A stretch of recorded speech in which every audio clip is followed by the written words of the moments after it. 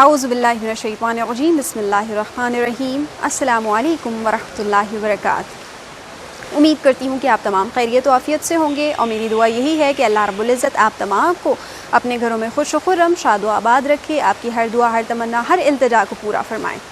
آج جس موضوع کے حوالے سے میں آپ کے سامنے گفتگو کرنے کے لیے آئی ہوں، بہت ہی پیارا موضوع، بہت ہی اچھا موضوع، اور جن کے بارے میں سن کر ہمارے چہرے پر مسکراہٹ آ جاتی ہے، جن کو دیکھ کر زندگی کا مزہ آ جاتا ہے، زندگی جینے کی امنگ جاگ جاتی ہے۔ آج اس حوالے سے بات کروں گی، اور وہ کون ہیں، کن کے حوالے سے بات کرنا چاہ رہی ہوں کہ جن کو دیکھ کر ہر کسی کے چہرے پر مسکراہٹ آ جاتی ہے، وہ ہیں ہمارے مستقبل کے معمار بچے۔ آج میرا موضوع سخن جو ہے وہ ہے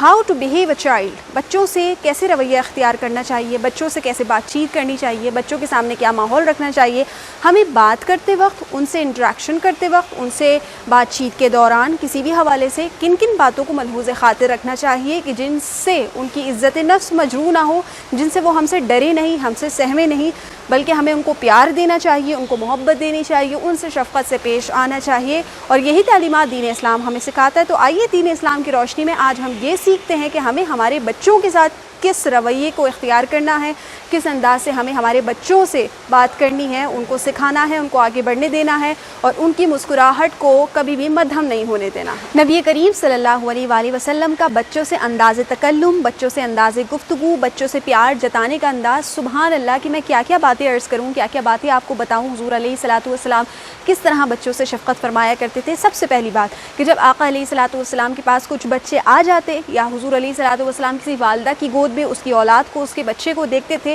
تو جب بھی آقا علیہ الصلوۃ والسلام کے پاس کچھ کھانے کی شے ہوتی ہے، وہ کھانے کی شے حضور کے پاس کیا ہوتی، کھجور ہوتی یا کوئی بھی پھل ہوتا، تو حضور علیہ الصلوۃ والسلام لازم طور پر بچے کو عنایت فرما دیا کرتے تھے۔ یعنی کوئی بھی میٹھی چیز یا کوئی ایسی چیز جو کہ صحت بخش ہو، حضور علیہ الصلوۃ والسلام نے بچوں کو عطا فرمائی ہے، بچوں کو عنایت فرمائی ہے۔ اور جہاں بہت سارے بچے اور چھوٹی بڑی عمر کے بچے کھیل رہے ہوتے تھے، تو حضور علیہ الصلوۃ والسلام ان میں جلوہ گر ہو جاتے تھے، ان میں تشریف فرما ہو جاتے تھے، ان بچوں کے ساتھ بیٹھ جاتے تھے، اور ان سے انہی کے لیول کی بچپنے کی باتیں کیا کرتے تھے۔ کبھی کسی انداز میں کھلاتے تھے، کبھی حضور علیہ الصلوۃ والسلام فرماتے تھے کہ آؤ ہمارے پاس آ جاؤ، اور اپنی دونوں باہیں پھیلا لیا کرتے تھے اور بچوں کو بلاتے تھے، بچے دوڑ کر آ جاتے تھے۔ حضور فرماتے تھے جو مجھے سب سے پہلے چھوئے گا وہ جیت جائے گا، اور بچے دوڑ کر حضور کے پاس آتے تھے۔ کوئی حضور کے سینے سے مبارکہ سے لگ جاتا تھا، کوئی حضور کے کندھے مبارکہ پر، شان مبارکہ پر چڑھ جاتا تھا، کوئی بچہ حضور علیہ الصلوۃ والسلام کی باہوں میں آ جاتا تھا، کوئی زانو مبارک پر کھیل رہا ہوتا تھا۔ تو حضور علیہ الصلوۃ والسلام نے بچوں کے ساتھ بہت شفقت فرمائی۔ جب بھی آپ بچوں سے ہم کلام ہوئے، ان کے سر پہ اپنا دست شفقت رکھا ہے۔ جب بھی حضور علیہ الصلوۃ والسلام نے بچوں سے بات فرمائی ہے، بچوں سے گفتگو فرمائی ہے، مسکرا کر تبسم بھرے چہرے کے ساتھ، عنایت اور شفقت کے ساتھ حضور علیہ الصلوۃ والسلام نے بچوں سے گفتگو کی ہے۔ یہاں تک کہ جب دوران نماز، دوران جماعت، جب خواتین بھی نماز باجماعت ادا کر رہی ہوتی تھیں اور آواز آتی تھی جماعت کے دوران کسی نومولود بچے کے رونے کی، تو حضور علیہ الصلوۃ والسلام قرات کو مختصر فرما لیا کرتے تھے، تاکہ وہ بچہ اپنی ماں سے زیادہ دیر دور نہ رہے، وہ بچہ زیادہ دیر تک نہ روئے۔ اس قدر بچوں سے شفقت، اس قدر بچوں سے محبت حضور علیہ الصلوۃ والسلام نے ارشاد فرمائی ہے کہ جب بھی بچوں سے ملاقات کی، جب بھی بچوں کو ملاقات کا شرف دیا ہے، تو انہیں کوئی نہ کوئی چیز عطا فرمائی ہے، کوئی نہ کوئی تحفہ۔ اب یہ سب چیزیں جو حضور علیہ الصلوۃ والسلام نے اعمال بچوں کے ساتھ کیے، وہ دراصل ان کی ایک انداز میں تربیت بھی تھی کہ جب بھی کسی سے ملو تو تحفے کا تبادلہ کر لیا کرو، تحفے کے لین دین ضرور کیا کرو۔ جب بھی حضور نے بچوں کو بچپن سے عادت ڈالی کہ جب بھی حضور سے بچے ملتے تو حضور کچھ نہ کچھ کھانے کو عنایت فرما دیا کرتے تھے، حضور بچوں کو کھلایا کرتے تھے، بچوں سے محبت سے بات کیا کرتے تھے، بچوں کو بانٹنے کا درس دیا کرتے تھے، تاکہ یہ درس جو آج وہ سیکھ رہے ہیں تا عمر اپنی زندگی میں شامل کر سکیں اور اسے فائدہ اٹھا سکیں۔ تو یہ تعلیمات جو حضور علیہ الصلوۃ والسلام نے دی بچوں کے حوالے سے، یہ تو ہم نے جان لی، لیکن اگر اس موضوع کو آج کے دور سے کنیکٹ کیا جائے تو بہت ساری کوتاہیاں، بہت ساری غلطیاں ہم اپنے بچوں کی تعلیم دلوانے میں، بچوں کی تربیت کرنے میں، بچوں کو ایک اچھا انسان بنانے کے دوران جب ہم ان کی پرورش کر رہے ہوتے ہیں، تو کافی ساری باتیں جو ہیں وہ ہمارے ذہن سے، ہمارے دماغوں سے نکل جاتی ہیں، جس کی وجہ سے پھر ہم بچوں کے کردار میں وہ اہمیت اور وہ پاور نہیں لا سکتے جو کہ حضور علیہ الصلوۃ والسلام کی تعلیمات دیتی ہیں۔ وہ کیا کیا ہیں؟ مثال کے طور پہ آج کے دور میں جب ہمارا بچہ روتا ہے تو ہم اس کو بہلاتے نہیں ہیں بلکہ اس کے ہاتھ میں کوئی بھی سیل فون یا ٹیبلٹ دے دیتے ہیں، جو کہ بالکل غلط ہے۔ ایک چیز یہاں پہ اور بتاتی چلوں، کیونکہ میرا بھی درس و تدریس سے تعلق رہا ہے، میں نے بھی چھوٹے بچوں کو پڑھانے کی جو ہے وہ یہ کہہ لیجیے کہ خوش نصیبی مجھے ملی ہے۔ بچوں کی تعلیم میں یا بچے جب کچھ نیا کرنا سیکھ رہے ہوتے ہیں، بچے جب کچھ کام پہلی دفعہ کرتے ہیں کوئی بھی، اور اگر وہ ان سے غلط ہو جائے تو یہ تعلیم دینے کا رول ہے، یہ تعلیم دینے کا اصول ہے کہ بچوں کی بات پر، بچوں کی غلطی پہ کبھی بھی ان کو یہ نہیں کہتے کہ تم رانگ ہو، تم نے یہ غلط کیا، بلکہ ان کی تصحیح کی جاتی ہے۔ ان کو یہ نہیں کہا جاتا کہ تم نے غلط کر دیا ہے، ان کی تصحیح کی جاتی ہے اور یہ بتایا جاتا ہے اچھا آپ نے یہ لکھا ہے لیکن اصل میں یہ بیٹا یہ ہے۔ اس انداز میں، اس پیار سے اس کو سمجھانا ہے کہ اس کو اپنی غلطی پر شرمندگی بھی نہ ہو اور وہ سیکھ بھی جائے۔ سیکھنے سکھانے کا یہ نظام اور بچوں کو پیار دینے کا یہ نظام اگر نہ ہو تو بچے جو ہے وہ اپنا سیلف کانفیڈنس کھو دیتے ہیں، ان کی عزت نفس مجروح ہوتی ہے اگر ان کو بات بات پر ڈانٹا جائے یا ان کی پٹائی کر دی جائے۔ پٹائی کے حوالے سے بھی آپ سے کہتی چلوں کہ نہ اساتذہ نہ والدین بچوں کو مار سکتے ہیں، ہاں اگر کوئی غلطی کرے تو ان کی کمر پر تھپکی ضرور لگائی جا سکتی ہے، سر پر تھپڑ جڑ دینا یا منہ پر تھپڑ جڑ دینا یہ بالکل بھی اچھی بات نہیں ہے، بہت ہی نازیبا اور ایک جو ہے غیر مہذب حرکت ہے، اس سے بچنا چاہیے، کیونکہ جو بچے کے ساتھ بچپن میں ہوتا ہے وہی وہ سیکھ کر بڑا ہوتا ہے اور اس کو لگتا ہے مارنا تو پھر جائز ہے، اچھا کام ہے، کرنا چاہیے۔ تو لہٰذا بچوں کی تربیت میں کبھی بھی مار پیٹ دخل جو ہے وہ نہیں ہونا چاہیے۔